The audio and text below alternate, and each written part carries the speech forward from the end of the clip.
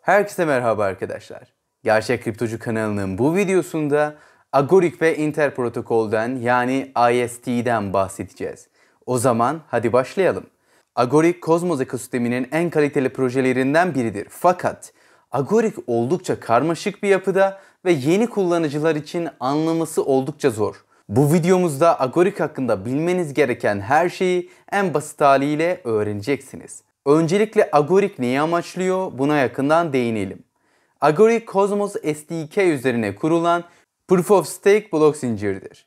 Katman bir blok zincir, kriptodaki en zorlu sorunlardan biri olan daha çok Web2 geliştiricisinin oryantasyonunu sağlamayı, yani daha çok Web2 geliştiricisini Web3'e getirmeyi amaçlıyor. Web3 gerçek anlamda geliştirici kıtlığı yaşıyor. Yani daha fazla geliştiricinin sektörümüze katılmasına ihtiyacımız var.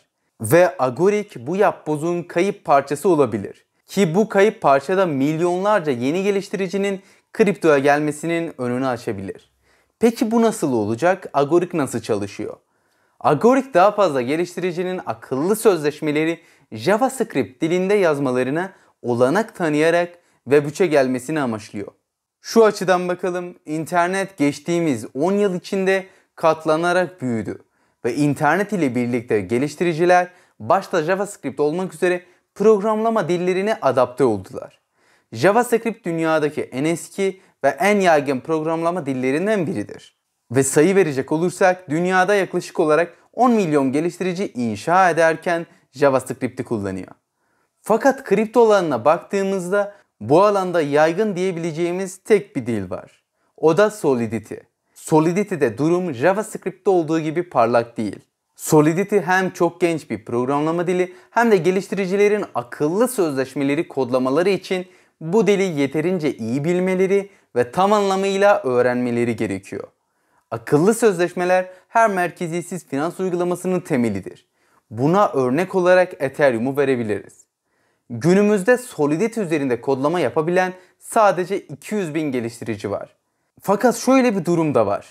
Merkeziyetsiz finans uygulamaları 2020'den beri katlanarak artmaktadır. 2030 yılına dek dünyada 8.5 milyar insanın yaşadığını düşündüğümüzde ve bunlardan 1.7 milyar insanın banka hesabının olmayacağını öngördüğümüz vakit merkeziyetsiz finansal servislere talep oldukça artacaktır. Aklımıza şöyle bir soru gelecektir. Bu artan talebi sadece Solidity geliştiricilerine güvenmeden nasıl karşılayabiliriz? İşte tam burada Agoric sahneye çıkıyor. Ve geliştiricilerin akıllı sözleşmeleri JavaScript'te de geliştirmesine izin veriyor.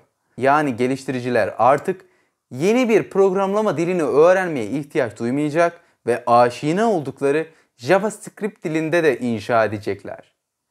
Agoric'in hayatı bir parçası da Inter protokoldür. Kullanıcılar Agoric'in yerel stabil coin'i olan IST'yi mintleyebilirler. Agoric'teki tüm ücretler ve gaz ücretleri IST ile ödenir. Yani Inter protokol. Kullanıcılar volatil kripto varlıklara güvenip işlem ücretlerini onlarla ödemek zorunda kalmaz. Fakat daha da önemlisi ne biliyor musunuz? Kullanıcılar Cosmos ekosisteminde teminat olarak kabul edilen herhangi bir kripto varlık ile Inter protokolü yani IST'yi mintleyebilirler. Bu da demek oluyor ki kullanıcılar Cosmos ekosistemindeki Atom, Juno, Osmo ve XPRT gibi coinleri teminat göstererek IST mintleyebilirler. Buraya kadar birçok şey MakerDAO'nun işleyişine benzerlik gösterebilir. Fakat teorik olarak kullanacağımız varlıkların bir limiti yok. Her ne kadar çok zincir IBC'ye adapte olursa IST yani Inter protokol Interchain dünyasında o denli güçlü ve dominant bir stabil coin olacaktır. Hadi Agoric yani BLD coin'in token ekonomisiyle devam edelim. BLD Agoric ekosisteminin yerel kripto para birimidir. BLD'nin halka açık satışı 2021'in sonunda CoinList üzerinde gerçekleşmişti. Ve Naval gibi birçok ünlü yatırımcı da portfolyosuna BLD'yi ekledi. Agoric'in CEO'su BLD'yi akıllı sözleşme platformunun temel yapı taşı olarak tanımlamıştı. Peki neden böyle tanımladı? Derseniz şöyle açıklayabilirim. Bildiğiniz gibi Agoric Proof of Stake bir blok zincir. Yani hisse kanıtı algoritması ile çalışıyor. Ve yatırımcılar BLD'yi stake işlemi için kullanabilirler. Bu işlemle ağın güvenliğini sağlarken stake ödülleri de kazanırlar. Fakat BLD'nin kullanım alanı sadece bununla sınırlı değil. Stake işlemini gerçekleştiren kullanıcılar ayrıca tutmuş oldukları BLD miktarına oranla IST de kazanırlar. Tüm IST uygulamaları işlem ücretleri olarak IST kullanacaklarından burada harcanan tüm işlem ücretleri de IST olarak BLD stake eden kullanıcılara ödül olarak verilecek. Yani diyelim ki BLD'niz var.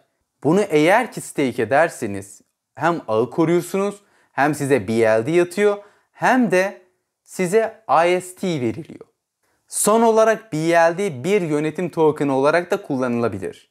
Her ne kadar çok BLD tutarsanız oylamalarda oylarınız o oranda daha güçlü olur. 2022 Agoric için oldukça güzel bir yıl olacak. Geliştirme açısından tamamen. Ve Agoric Cosmos ekosistemindeki en büyük zincirlerden biri olacaktır. Agoric daha fazla geliştiriciyi kripto sektörüne getirmekle kalmayacak. Ayrıca Cosmos ekosistemine ihtiyaç duyduğu ve sağlam bir stabil coin sunacaktır.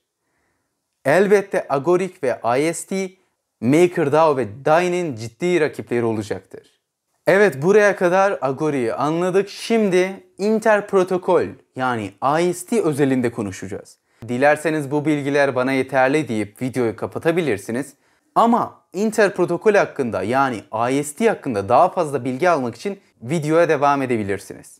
Interprotokol tamamen teminata dayalı stabil coin'dir ve IBC ile entegredir ki bu da IST'yi tüm ekosisteminin hizmetini sunuyor ve herkes için erişilebilir olmasını sağlıyor. Peki nasıl oluyor bu?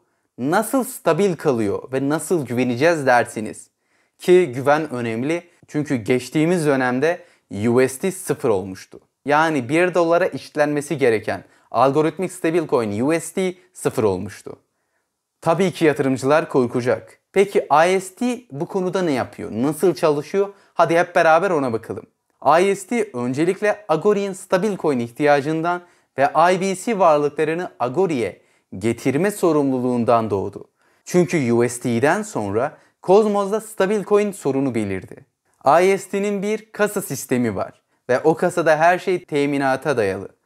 Atom, Osmo, Juno ve benzeri varlıkları teminat olarak göstererek IST basılıyor, yani karşılığı var.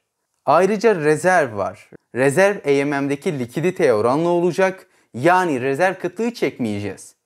Interprotokol'de parite stabilite modülü adı verilen PEG'e benzer bir model kullanılıyor. O da şöyle çalışıyor. Arkada gerçek, dolara birebir endeksli USDC gibi yüksek kalitede stabil coin var. Ve onu alıyorlar, IST'ye dönüştürerek rezervi sağlıyorlar. Yani böylelikle birebir oranda karşılığı var diyebiliriz.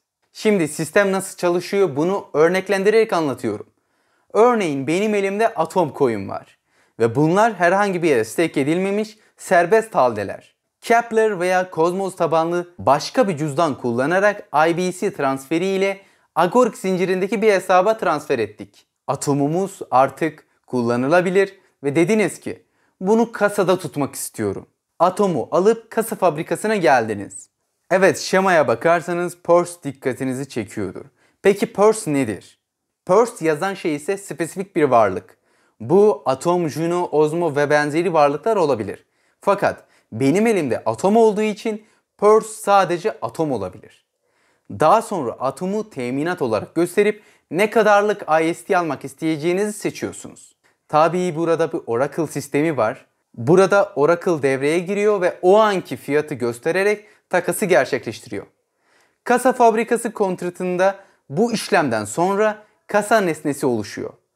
Atomun fiyatı çok fazla düştüğü vakit ise borç aldığımız IST'ler fazla olduğunda JavaScript ile yazılmış birkaç satır kod ile kontrat Oracle servisine diyor ki pozisyon çok riskli olunca bana haber ver. Ve ben de toplam varlık değeri o çok riskli bölgeye girerse tasfiye işlemini gerçekleştireyim. Örneklendirecek olursak, örneğin 100 dolarlık atomunuz var ve bununla 50 dolarlık IST mintlediniz. Mint işlemi ise bir nevi borçlanma oluyor. Sonra birdenbire atomunuzun değeri 80 dolara düştü. Tabii 80 dolara düşüşü sorun değil, yani pozisyonunuz korunuyor.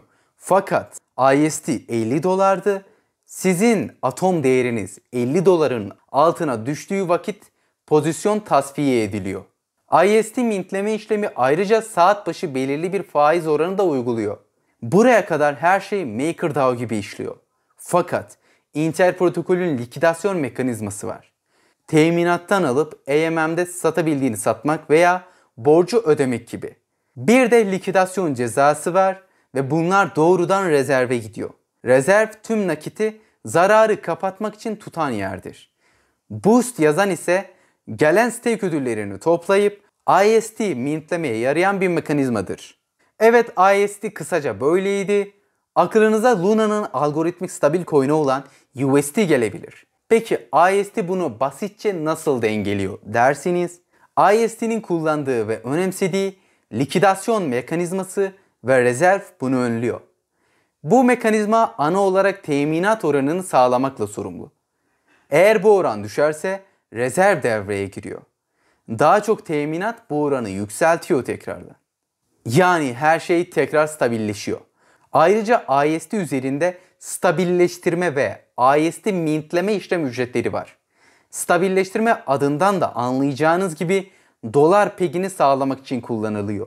İşlem ücretleri de rezerv havuzuna giderek mekanizmaya destek çıkıyor. Evet arkadaşlar, kısaca Agoric ve Inter protokol böyleydi. IST'nin teknik şemasını da görmüş olduk. İnanıyorum ki IST Kozmos'daki dominant stabil coin olacaktır. Ve inanıyorum ki Agoric bu söylediklerini yapacaktır. Çünkü ekip oldukça sağlam. Evet arkadaşlar, videomuzun sonuna geldik. Bu tarz videoların devamı için kanala abone olmayı ve videoyu beğenmeyi unutmayınız. Sonraki videolarda görüşmek üzere. Sağlıcakla kalın. Kendinize iyi bakın.